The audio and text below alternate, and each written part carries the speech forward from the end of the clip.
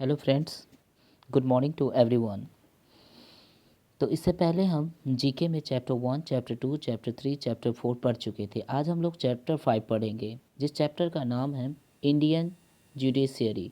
ठीक है, तो इंडियन जुडिशरी के बारे में हम लोग आज पढ़ेंगे और देखेंगे कि इंडियन जुडिशरी क्या कहता है।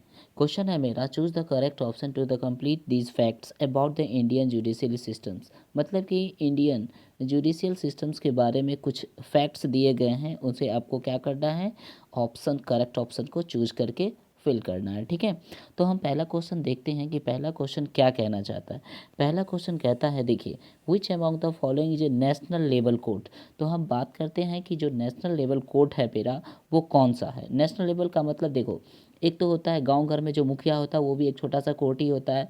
पहले तो घर में बात करते हैं, घर में पेरेंट्स छोटे छोटे बच्चों को अपना अपना ज्ञान देते रहते हैं ना, रूल्स रेगुलेशन बताते रहते हैं। तो वो हमारे लिए क्या है, एक छोटा सा कोर्ट है जहाँ पे मम्मी पापा फैसला कर लेते हैं हमारे कैरियर के डिसीजंस के बारे में। आजकल तो स्टूडेंट खुद ही कर लेते हैं, लेकिन पहले गांव में क्या होता था ना कि गार्जियन बोलते थे ये करना है तो वही होता था। लेकिन अब क्या होने लगा है कि अगर मान लेते हैं कि अगर घर में मामला खत्म नहीं हो रहा है, ठीक है, तो मुखिया से बात करते हैं, है ना, जिसको सरपंच वगैरह कहते हैं ना, मुखिया जी भी देख लेते हैं। जब मुखिया जी से मामला क्लियर नहीं होता है तो हम क्या करते हैं, है ना, जो हमारा डिस्ट्रिक्ट कोर्ट होता है वहाँ जाते हैं। अगर डिस्ट्रिक्ट कोर्ट से नहीं प्रॉब्लम सॉल्व होता है तो हम स्टेट कोर्ट जाते हैं। स्टेट कोर्ट से अगर मामला सॉल्व नहीं होता है तो हम लोग सीधा नेशनल लेवल कोर्ट चले जाते हैं। ठीक है, तो नेशनल लेवल कोर्ट जो है ना, उसको हम सुप्रीम कोर्ट के नाम से जानते हैं। क्लियर है। नेक्स्ट क्वेश्चन है आपका second number, where is the supreme court of our country located. अगर हम बात करेंगे कि जो आवर कंट्री में कहाँ पे सुप्रीम कोर्ट जो है, ठीक है, तो न्यू दिल्ली है, मुंबई है, लखनऊ है। तो आपका क्या है, न्यू दिल्ली में, है ना। सारा फैसला पूरे इंडिया का अगर क्रिटिकल मामला है, अगर वो स्टेट लेवल हैंडल नहीं कर पा रही है तो तुरंत न्यू दिल्ली वो मामला जाता है और फिर उसे सुप्रीम कोर्ट क्या करती है, सॉल्व कर देती है। ठीक है, इसके बाद क्वेश्चन नंबर 3 में देखते हैं, इन विच ईयर, मतलब कौन से साल the supreme court come into existence. मतलब कि काम काज के लिए जो है ना, किस वर्ष काम में लाया गया। मतलब कि हम कह सकते हैं जो मेरा नियम कानून है वो कब से शुरू हुआ होगा। ठीक है, तो क्वेश्चन नंबर 3 में देखते हैं कि in which year did the supreme courts come into existence. तो आपका ये जो आंसर होगा वो आपका 1950, मतलब 1947। तो देश आज़ाद हुआ था, 2 साल लगा था उसको कम से कम नियम कानून बनाने के लिए, किसको दिया जाए, है ना। तो सुप्रीम कोर्ट को भार मिला कि चलिए देखिए देश की जितनी सारी मामलाएं हैं, है ना, जो कि पेंडिंग पड़ी हुई है, सबको आप हैंडल करेंगे। ठीक है, इसके बाद क्वेश्चन नंबर 4 कहता है, देखिए, what has been the strength of the जजेस in the supreme court since the year 2009। मतलब कि 2009 से लेकर के अभी सुप्रीम कोर्ट में जो जजेस का जो स्ट्रेंथ है वो कितनी है। तो जजेस का जो स्ट्रेंथ है वो आपको, है ना, 31 है। कितना है, 31 है। ये बात ध्यान में रखिएगा। ठीक है, ये क्वेश्चन से बहुत बार परीक्षा में पूछा गया है।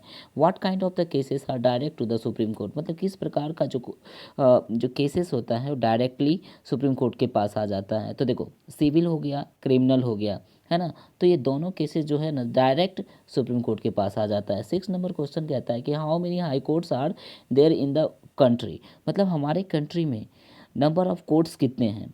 वेरी सिंपल क्वेश्चन है, बहुत ही आसान। देखो, स्टेट तो हमारे पास 29, 30, 28 इस तरीके से, है ना, चेंजेस होता रहता है। लेकिन अभी हमारे पास जो कह रहे हैं कि supreme court, sorry, high courts हमारे कंट्री में कितने हैं, है ना, हाई कोर्ट्स के बारे में बात कर रहा है। तो हाई कोर्ट हमारे कंट्री में 24 है ना। इसके बाद हम बात करते हैं 7 नंबर क्वेश्चन पे।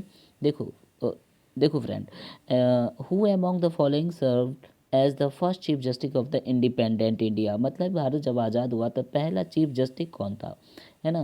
पहला चीफ जस्टिस के बारे में देखेंगे, ये कौन है पहला चीफ जस्टिस। तो पहला चीफ जस्टिस के बारे में हम बात करते हैं तो वो हमारे हैं एस.सी. कानिया। ठीक है, एस.सी. कानिया जो है ना वो हमारे पहले चीफ जस्टिस हैं। तो ध्यान रखेंगे, है ना, एस.सी. कानिया जो है ना वो पहले हमारे चीफ जस्टिस है। ठीक है, एस.सी. कानिया। ठीक है, इसके बाद हम बात करते हैं नेक्स्ट क्वेश्चन पे। क्वेश्चन नंबर 8 क्या कहता है। क्वेश्चन नंबर 8 देखिए, क्वेश्चन नंबर 8 में क्या कहता है कि for the how many years must have a lawyer practice in the high court to become the eligible to join the supreme court.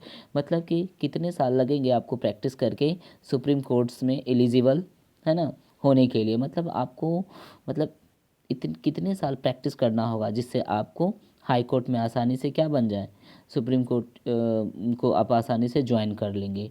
ठीक है, हाई कोर्ट में कितने साल आपको प्रैक्टिस करना पड़ेगा जिससे कि आप सुप्रीम कोर्ट में आसानी से ज्वाइन कर लेंगे। ठीक है, तो उसके लिए आपको मिनिमम जो है वो 3 साल की प्रैक्टिस करनी होगी। ठीक है, ओके। तो अब नेक्स्ट देखते हैं, ये क्वेश्चन जो है ना काफ़ी इम्पोर्टेंट है। डू यू नो, क्या तुम जानते हो, Fatima baby was the first female जज थी, है ना, जिसको सुप्रीम कोर्ट ने भारत में अपॉइंट किया था। मतलब हम कह सकते हैं फीमेल जज के बारे में, पहली ऐसी फीमेल जब मतलब जज थी फातिमा बेबी, जो सुप्रीम कोर्ट ने अपॉइंट किया था। नेक्स्ट क्वेश्चन है आपका, देखिए नेक्स्ट क्वेश्चन है, ये काफ़ी इम्पोर्टेंट है, आप ध्यान में रखेंगे इसको। ठीक है, ये क्या है कि what are the 3 branches of the government of India that help to run the country. मतलब कि कंट्री को चलाने के लिए, है ना, गवर्नमेंट ऑफ इंडिया के जो ब्रांचेज, 3 ब्रांचेज है, वो कौन कौन सा है। आपको उसको क्या करना है, इसका आंसर ढूंढना है और मुझे बताना, ये आपका होमवर्क हो गया। ठीक है, तो गुड बाय स्टूडेंट्स, फिर मिलते हैं कल। Okay, bye bye.